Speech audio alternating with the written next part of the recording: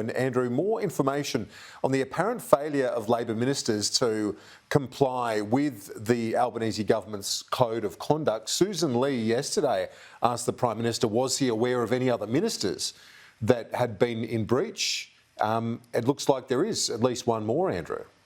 There is, and that office of this minister has taken so long to get back to me. I'll get to their response in a minute, but there are new questions around whether another minister has breached the Ministerial Code of Conduct in relation to shareholdings. Ged Kearney is the Assistant Minister for Health.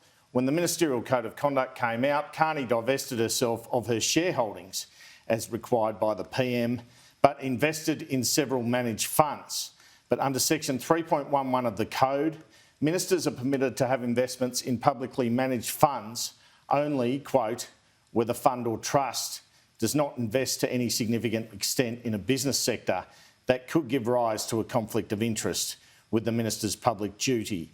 Kearney has declared to the Parliament an interest in Vanguard Australian Shares, which has a 10.2% interest in healthcare, including in CSL, Sonic, Clennell and Ramsay. She also has an interest in State Street Australian Equities Index Fund, which has a 10.35% interest in healthcare with CSL. The fund's third largest holding was 6.81%. Also an interest in Pendal Sustainable Australian Share Fund. 13% of their fund is invested in the healthcare sector, including 10% CSL. She has interests in Van Eck Fund, of which 12.7% of the funds are invested in healthcare, again through CSL, Sonic Healthcare and Clennell and Ramsay. And Perpetual, which has 5% of its interest in healthcare, with Medibank Private its fifth largest holding.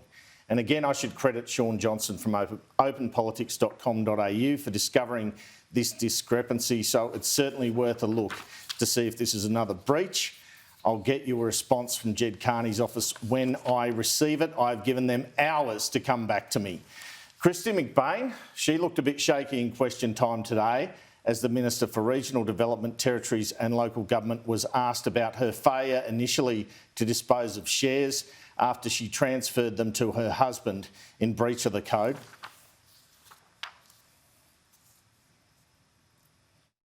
She or her husband hold shares in breach of the Prime Minister's Ministerial Code of Conduct.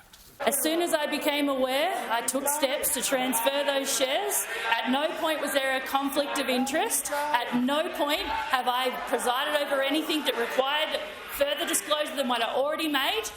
Now that those shares are sold, I consider the matter closed, and so does the Prime Minister. We'll have more on that in a moment, including the reaction from the Minister's office at the top of the hour. But as you said, you did give them several hours to respond. They haven't got back to us in time for this broadcast. We'll bring it to our viewers at the top of the hour. Sure. But an interesting development, another minister in breach of the rules set by the Prime Minister himself.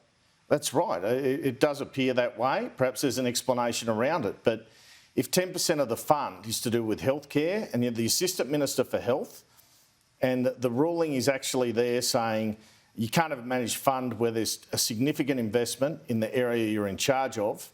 She has 31 managed fund interests. It looks like she sold all her shares, which she's required to do, Ged Kearney, and then bought all these managed fund interests.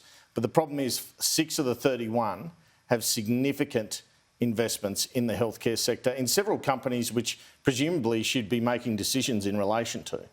Exactly. So as we said, we'll get the Minister's response a bit later.